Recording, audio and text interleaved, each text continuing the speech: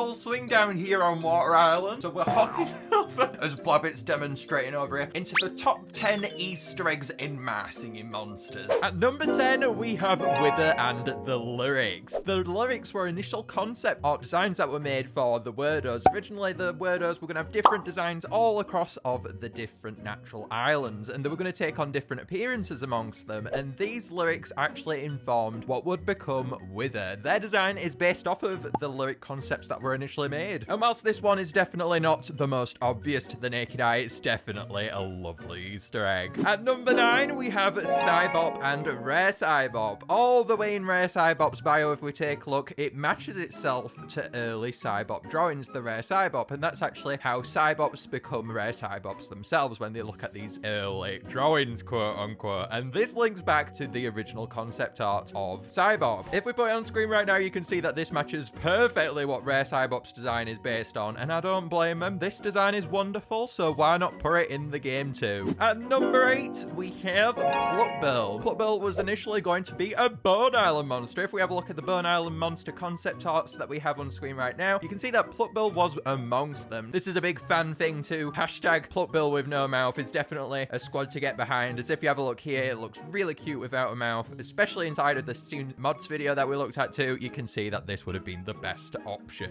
Who knows, maybe it would have had a more bone-like colour to suit Bone Island style. I guess we'll never know on that one though. At number 7, we have the Stranger Things connection. Although not really a very much obvious one inside of the game, I think this is one that definitely deserves to be talked about. Inside of Mirror Plant Island's bio, it reads, it's been flipped upside down almost, the Mirror Islands. We know that the Mirror Islands are an alternate timeline to the timeline behind the game with all the original islands, and that's why it's placed on a different map inside of the game too. Now, based on this fact alone, it definitely makes sense towards the reference towards Stranger Things. Inside of Stranger Things, the upside down is another world or reality almost that exists inside of the TV show, and obviously right here it's pointing towards that and going, hey, these monsters aren't a part of this one, but rather another one. Maybe the Mirror Islands have more in common with the upside down too, as if we read all the way at the end of the bio, it doesn't end there, as it directly references Stranger Things too, and says that after all, stranger things have happened. Could there be a wormhole to the Mirror Islands? I guess that's one to leave for another day, but for right now, let's go to number 6. At number 6, we have Kano. Now, Kano is an initial concept for what Kano would have been. Kano was a more masculine take on what Kano could have been, and if we pull up this concept artwork here, you can see that it's a lot more sloppy, this one, and actually this goes back to our Rare Kano design. For Rare Kano, they revisited this one, and specifically, once again, they referenced this being something that they did too inside of the bio, as it says that Rare Kano was one of the first Kanos to be drawn out. Well, certainly it was, seen as though Kano over here was the first Kano design that was made. At number 5, Whimsies was originally going to be a more feminine take on Chorister. Inside of this one here, we can see that Chorister has literally been renamed Chorist Her to literally directly reference how Whimsies was originally going to be just Chorister, but with a more feminine take upon it. Here you can see that Chorister was literally going to take the running lead here, and that Whimsies was likely going to be part of the Chorister family. Now, I don't know whether Whimsies could be a part of the Chorister family, seeing as though it's changed so much inside of its design, but it's still such a cool thing to point out. And inside of the game too, we still have Whimsies having a nickname sometimes once you place them down, with that being Chorist Her, directly referencing how Whimsies was originally going to be a member of the Chorister family. At number 4, we have Rare Clamble and Mimic. Mimic was originally going to be a monster that you could record parts for, that you could say whatever you want for, and then Mimic would mimic it back to you, thus its name. And Mimic was actually replaced by the recording studio. It was originally going to have the 5 natural elements, as the fire element wasn't around at the time when this was being made. It wasn't developed at all, the fire element, and hadn't been discovered whatsoever yet. So this was going to include the plant, cold, air, water, and earth elements. It's unknown whether this will be making a return inside of the Quint element natural monster that is going to be coming eventually, potentially to Dawn of Fire's continent, but it definitely would be wonderful if it did. Now, specifically going back to our Easter egg here, we have Rare Clamble to discuss about. As inside of Rare Clamble's design, you can see the very back of Mimic's head. And now this is a direct reference to it. It's very unlikely that they were planning to add it into the game in any kind of other way. So this being here definitely is a lovely Easter egg calling back onto Mimic, and is referenced amongst Rare Clamble's colours too. At number 3, we have the Composer Island Eye. The breaking of the continent resulted in all of the Colossals being put in permanent slumber, unfortunately. However, it looks like the Composer Island's Colossal might have had a bit of luck in getting out of that situation. If we head on over to Composer Island, you can see, although it appears to be still in a very deep slumber, it does appear to wake up at different points throughout Composer Island's song that might be playing on your island. Now, I don't really understand how this is possible. It's not really being canonized as towards how this is happening in the game, but it's a lovely Easter egg, and it's the only Colossal that is seen to awaken. We have the Titans, obviously, with that being Enchantler, but that is not to be mistaken with the Colossals, who are all asleep throughout the game. At number 2, we have the one that has been the most intriguing to me out of them all. Now, I've been a long-time fan of this game for many years, so when I first encountered this, I was beyond shocked. Originally, when the Chinese version was released, they released concept art for this bat-looking monster, a concept art version of Tweedle. Originally, when I was looking at this, I thought it could be a new monster. Many keen-eyed viewers may notice it does, however, now partake in a particular magical monster. This magical monster is, of course, Yuggler. And when this initially released, though, there was lots of confusion as towards what this could be, as it doesn't look like Tweedle whatsoever, this one. The fact that it did turn out to be a concept art version of Tweedle was very surprising indeed, and it's wonderful that we got them back in the game in some form. And I definitely think this is one of my favourite ones, as it was the most unexpected one, and just at the time, with there only being the Ethereal Sugar Fam and Natural Class really in game, just seeing this alone was something that could get you really excited, and the fact it made a return, I think, is a wonderful thing. And then we have at number 1, under Flute Fly's mask. Right underneath Flute Fly's mask is definitely the biggest Easter egg, I think, out of anything inside of the game. This calls back onto so much inside of the game that I feel like it just deserves that number 1 spot. Flute Fly's origins go all the way back to the Earth Island quad. If we pull up this wonderful concept artwork here, this was originally going to be the quad for Earth Island. So Flute Fly was going to be the quad for Earth Island. Yeah, it's a single element now. No, that's really weird, guys, but bear with me with this one, as it also was going to have choristers elements, therefore, and that is actually why, once again, we have a nickname for them being based around that. So sometimes once you place them down on the island, they will be called Forktrister, hinting towards them being a false version of chorister, which is wonderful. Just going back to that underneath the mask bit, though, once again, we need to go back onto that, as that's where the main Easter egg comes in. Not only do we have all of that around Flute Fly in this Easter egg, but we also have the original bio. Inside of its bio, what it was going to have on Earth Island, it was going to say, "I'm green." And this goes straight on back to Flute Fly's mask. Right underneath it, as we can see inside of some promotional artwork and inside the Magical Sanctum trailer, you can see that underneath it, they are green, which is insane, as it goes back to that original description, and there's so much Easter eggs behind Flute Fly. I absolutely adore them for it. What was your favorite Easter egg inside of this, though, guys? Definitely let me know down below, and make sure to leave a like and to subscribe down below. I'll see you later, though, guys, for now. Bye.